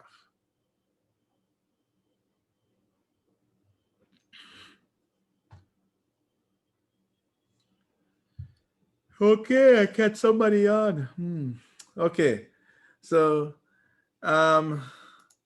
right. So what we did was to make the character. We made this a particular size. Now the next thing is, I don't know if it works for you, but I make mine a little bigger. Notice that in some cases it hyphenates a word. So if we don't want the word to be hyphenated, even though this is gibberish words, but it's just a placeholder, we would go to our paragraph panel and we will uncheck hyphenate. So once we do that now, then it's going to put the word in the next line no matter what. Now that kind of makes things a little bit untidy. So for example, in this case, you know, it would be nice to have my text nicely lined up in this box. So to do that, we're going to look in our paragraph styles, alignment. And we're going to choose this one. This one is my favorite. So it aligns everything, but it lets the bottom line align to the left. So that's what we're going to use. And then we're going to change our font size. This might be different for each one of us. So I want to adjust my font size until, you know, until this looks like a nice kind of balanced font, balanced paragraph, something like that. Hold on, I didn't change that. Right, good. I didn't have this highlighted. So notice now that it will stretch the text to the exact extent of your border, and then the bottom line will be left aligned. So this is a really cool feature that you can do. I don't think Word has this type of alignment. It has left and center and right align, which every program has, but it doesn't have this one. This one is pretty cool. All right, now we're going to insert our big bundle of text below. So we're going to go for our text tool again. And then I'm going to draw another text box below. I'm going to purposely make it not aligned. And then I'm going to go for my, I'm going to go to type. and go to fill with placeholder text again. And then I'm going to align it to the text above by just kind of dragging in these. So notice how this aligns everything nicely. And I'm going to use this type of align here, which is the one that justifies it with the last line aligned in left. All right, now, so check this out. Just like how you can design elevations of a building, you can design the shape of your text. So I might say to myself that, all right, how I want this text to be designed visually is I want to have a first paragraph that's about this short. So I'm going to put my cursor here and just press enter. And then I want to have a second paragraph that is this short, and then I delete the rest. So essentially what I've done is just design how I want to write my paragraph, even though I don't write anything yet. But now I know that when the editor, which is also you, but it could be another person if you're working in a group. When the editor writes, they need to write enough words that it doesn't mess up my designed paragraph. So this is pretty cool. You can actually design the shape of your paragraph even before you write anything, all right? Now you might look at this and say, I would love to see this without all of the framing and the, you know, all of these lines and stuff. So to do that, you're going to go to view, and you're going to view, you're going to choose overprint preview. And when you turn on overprint preview, it shows you exactly what it will be like when it's printed without all of the margins and these. As a matter of fact, don't even use that. Scratch that. Undo that thought. I'm just going to give you the shortest way. Make sure you don't have anything highlighted and press the W key.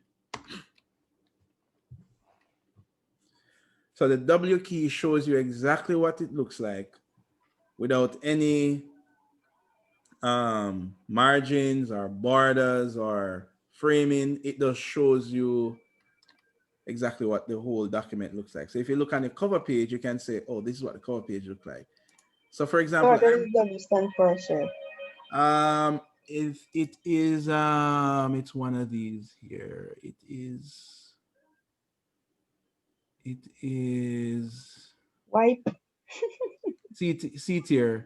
It is one of these modes, like preview mode, right? That's what the W is.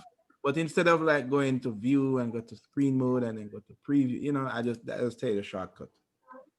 So W will switch on and off everything. So let's say that you were thinking about using some pictures, right? You're thinking about using some other shapes or something. So here's a shape here, here's a shape here. And, you know, you have all of this gibberish that is on the outside of your page.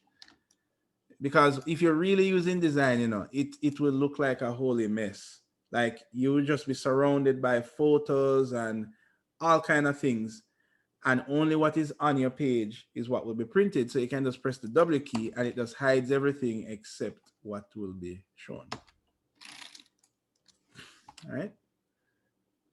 Okay, good. So, and you can even work in this mode as well. You can still like move stuff around and all of that. So right away, I see where this would look better if it was like to the left align. You know, it would give it a nice little architectural swagger, if you know what I mean. All right. So, you know, you can really, this allows you to just kind of see, like you're designing text, literally. You're designing how your document works. Word don't give you this level of, you know, creativity. In this publisher kind of does it, but it does it in a clunky way, in my opinion. It doesn't do it so nice. That's the best way I can explain it.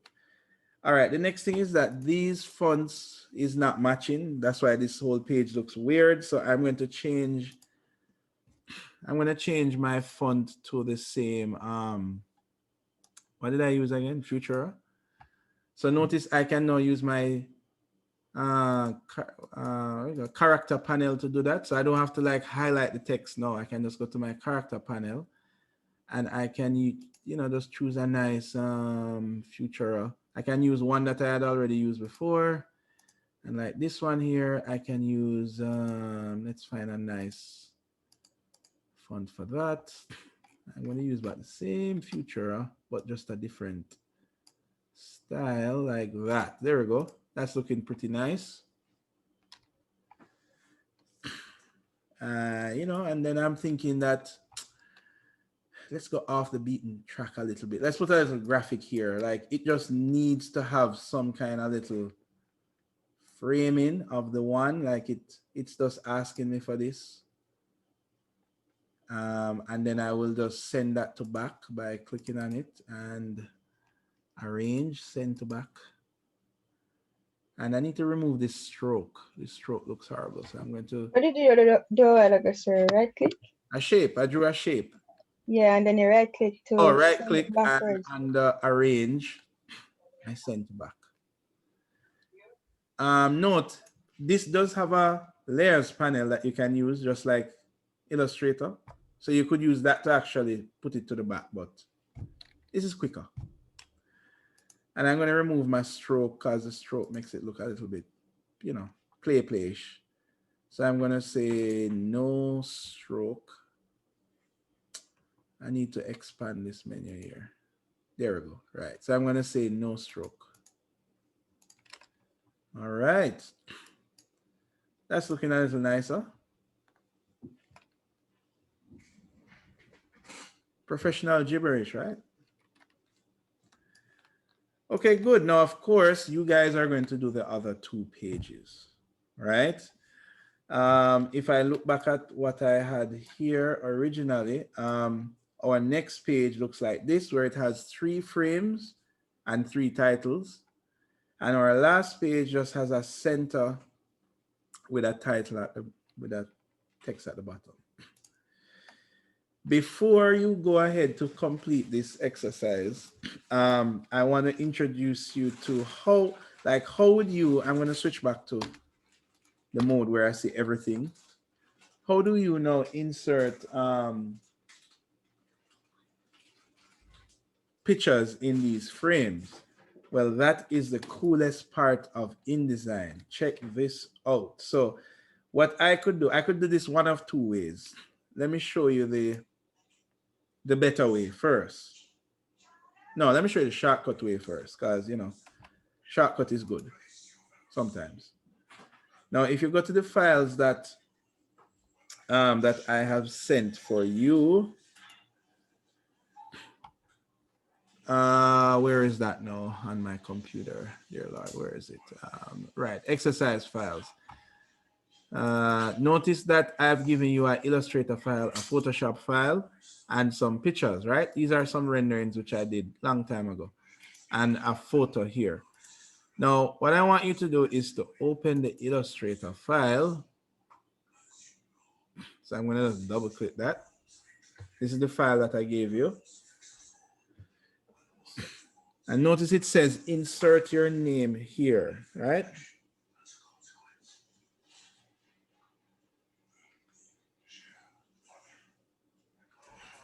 So when you open this file, it should look like, let me clear this page. It should look like this. So this is a cool little template that I downloaded. This is actually vector. So this is what people use this vector to do. It's pretty cool, right? Anyway, what you're going to do is insert your text here, your name here. So you're going to just double click this by going to the text tool and highlighting it. So I'm going to write Brian Williams. Center that. And I don't know, what do I put here? Brian Williams, you know what? Nothing. Just Brian Williams, right? So notice how I've done this in Illustrator. Now I'm going to save my file. And I'm going to save it as a file. I'm going to save it as Brian Williams. Cover. Nate, that's too loud.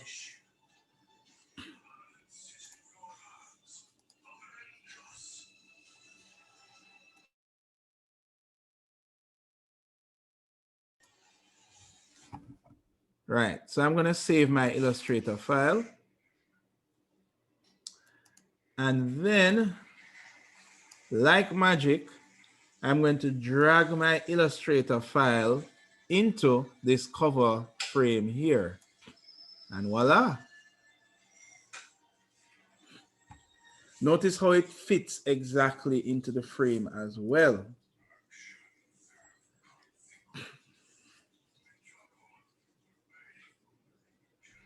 And this is an Illustrator file. So of course, if I said, oh my goodness, I left out my middle initial, I could, in InDesign, I could go to links.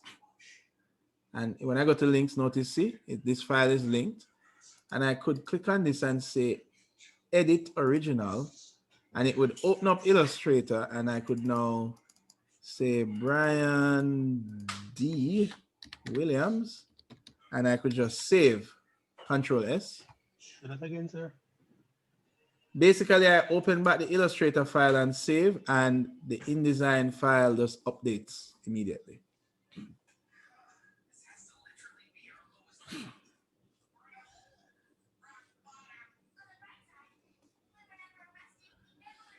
Now, I might say that, okay, I love this frame, but I wanted the Brian Williams and the picture to be bigger. And this is the part where you must not get confused. A frame is like a viewport, and then you put content into the frame. So you can, Nate, that's too loud. You can resize content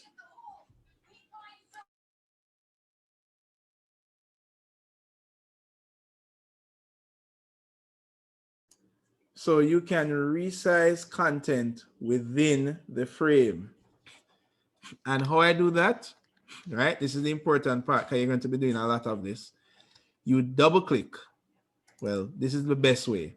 Now, when I double click, notice I see this brown frame here. And this brown frame represents the size of the original content. So if I double click and I move around, notice that I'm moving around the content within the frame. So I can actually make the content itself larger within the frame. And all I need to do now is double click on the outside. And there we go. Now, the other thing you might notice is, anybody notice that it looks really blurry? But of course, the image is not blurry, right? The reason for this is that InDesign makes the text blurry so that it handles all 500 pages without crashing. Oh, that's another interesting thing about InDesign. Wait, sir, question. Crash, yeah? So if it does that on purpose, how can you tell if the image you're using is too heavily pixelated to come out, you know, properly when it's time to print? Thank you for asking that question. That's a good question. Now, how you know is that you would go to what's called overprint mode. That's the one I was showing you before. So when I go to view and go to overprint, that's how you tell. But hold on. When you press W, notice that it is still blurry. So that is why W, our preview mode, is different from overprint mode. Now, overprint mode will show you the exact resolution of all your graphics. So you might be wondering, yeah, but so why not just work in overprint mode? Like, why would you like show it in preview mode or not overprint mode? Well, to answer that question, if I open my the document that I showed you first, that's this document here. You see all of these pages, and all of them are in preview mode. Now, once I turn on overprint mode here, my computer slows to a crawl, not to a crawl, but like it's very slow. Like when I'm zooming, it's choppy, but you can see that this is like fully sharp. But the next thing is that it will crash eventually, because look at all of this text, and I go to this page, and I go in and I realize that something spelled wrong, and I edit that, and I need to zoom out, and then I need to go back. Oh crap. Oh, the computer is doing funny things. Right. Then I need to go back to the title, to the content page to edit something real quick because I changed something below. And in all of that moving, you just get a crash. Now, InDesign has a very good document recovery. Like literally, I've almost never lost anything in InDesign, even when it crashes. So it's pretty good at document recovery. And the reason why it is so good is because it doesn't store anything. What do I mean by that? Well, notice that this document here has this little chain thing here. So it doesn't exist within the document. It is based on this file that I dragged in. So if I delete this file here, then notice I get a question mark. Means it's gone. I still get the preview in my viewport, but when I try to print it, it's just going to show as blank. So InDesign does not store content inside itself. That means your InDesign file is going to be like a little couple kilobytes small. But what that means is that you have to carry your content with you. So I'm saying this to say, if you are printing a document, and you just grab the InDesign file and run to the printers with it and open it, everything would be missing. You would need to carry all of your content with you. That's important, all right? This example that I've shown you here, this book here, call it a magazine with all of these pages.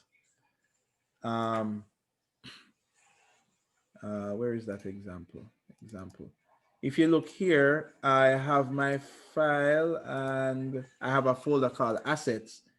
And if you look in this folder, I have all the pictures, all of the PDFs, all of the, yes, it works with PDFs as well.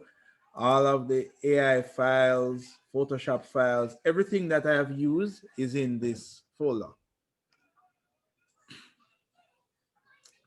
Okay. All right, so what I want you guys to do now is to complete the other two spreads, and you're going to insert the other content that I've given you. So if you look in the page, all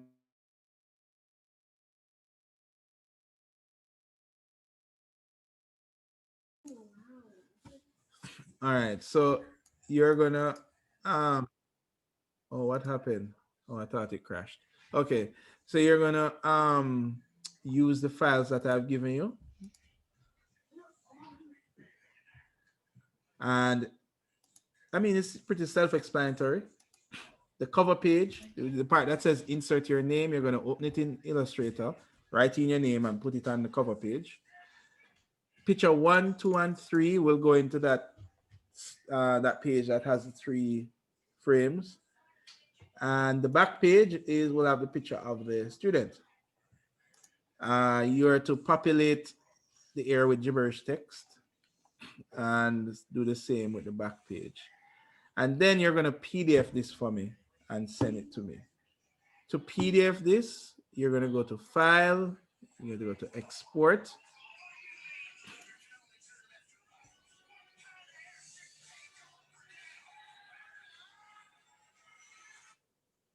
Right? And you're going to export it as a PDF. Now, here's something important that you guys need to look at. When you're exporting this document, let me do it to my desktop. So let's call it Portfolio Exercise Part 1. Now, when I'm saving this file, I'm going to get this dialog box, important dialog box, and it's going to ask me, do I want to save all of the pages as a PDF? Yes. but do I want to save it as pages or spreads, right? So pages would represent, let me show you an example of that. Where did I put this thing now? Was it here? Yes, it was here, right? So pages would kind of look like, no, well, these are spreads, meaning the pages are placed together. And individual pages mean that every page would look like this. So I want you to send it to me as spreads, okay? Because as you can see, you might have some pages. Let's say, can I find one here? There, like this page. This is supposed to read as one spread, but you get to appreciate it more when you look at it like this. If you just print this as a page, then pretty much half of, you would only see half. You understand what I mean? So when you are saving this PDF, you're going to save it as spreads. And the rest of stuff in here, I would say you would learn as you go along. I mean, I can never like teach you everything now in this one little short session, but just so you know, by default, this is on high quality, so you want to leave it like that. Pretty much all you have to do is just make sure it's on spreads, and then you choose export, and it will export in no time. Exporting in InDesign is like rendering. Like that document that I showed you, every time I export, it takes like about 2 minutes, because what InDesign does, it goes for your Illustrator file, it opens it up to its full resolution, and then it puts it in the page. So it goes for the source of all your content and puts it in the page. Nate, you understand? So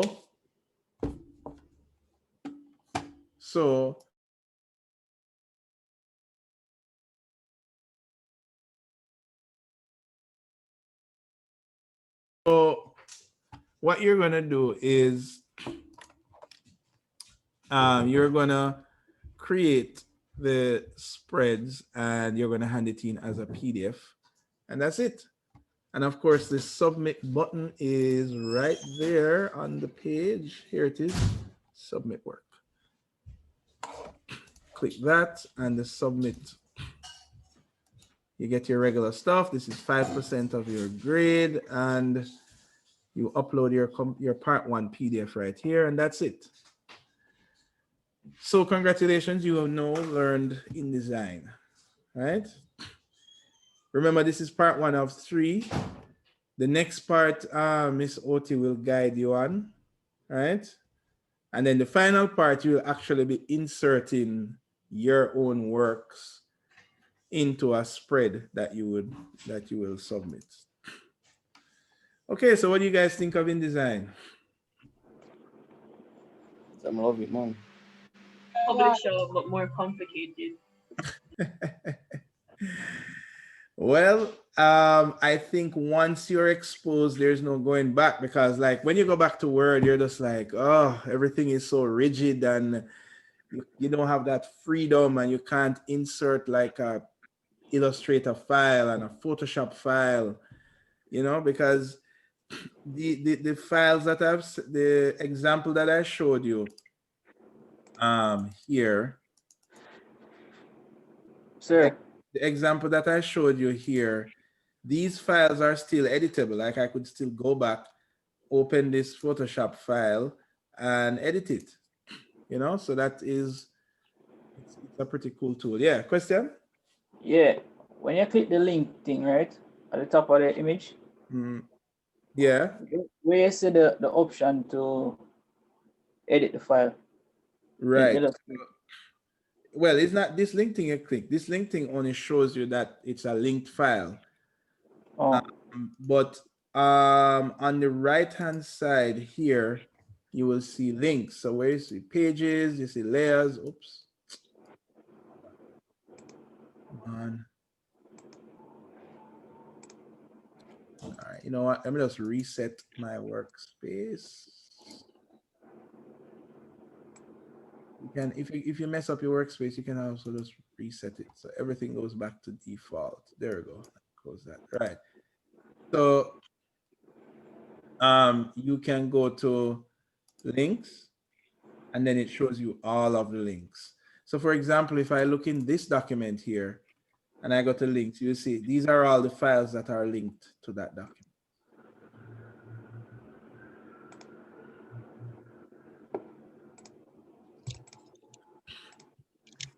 All right, so that's it. So just need to continue your spread and hand it in when you are done. All right. Sir, could you please upload this recording on the site? Most definitely. Most definitely. Okay. Mhm. All right. So I guess I will see you now next week. This wasn't so bad. We'll finish in what, 2.5 hours? And guess what? The next class is always shorter, you know, because I get more efficient. You know, after doing this, I just skip out certain things with the other class because I don't know to skip it already. And mainly because by that time I'm tired. Oh gosh, you know. So my aim is for this to take like 2 hours. No, what are we going to do next week? I believe what's going to happen is either for your tutorial session, no, for your lecture, we're gonna go back to 3D. Maybe. You know what? Let's see what happens. There's lots of stuff to discuss. But for your practical session though, we are gonna go into more 3D work. And Miss Oti will meet with you next week. All right, so Next, during the practical session or after it? I think it's going to be in the practical session. It depends how much time she needs. I don't think the lecture session is enough for her to explain what needs to be explained. Or she might just meet you in the lecture and meet you in the practical, you know. But anyway you take it, she's going to talk to you next week because she will be your guiding light for the portfolio assignment. All right. Okay. I will be your guiding light for your assignment 1 and your major project. Okay. All right. So I guess that's it. So I will speak to you guys next week. Have fun with InDesign. Sir, may I follow the next class? I know some miss couple something. Oh, well, no problem. You're always welcome. And the recording is there. So check out. Yes, sir. Promptly with the record. All right, cool. All right. So I'll see you guys. Stay safe. Bye. All right, sir.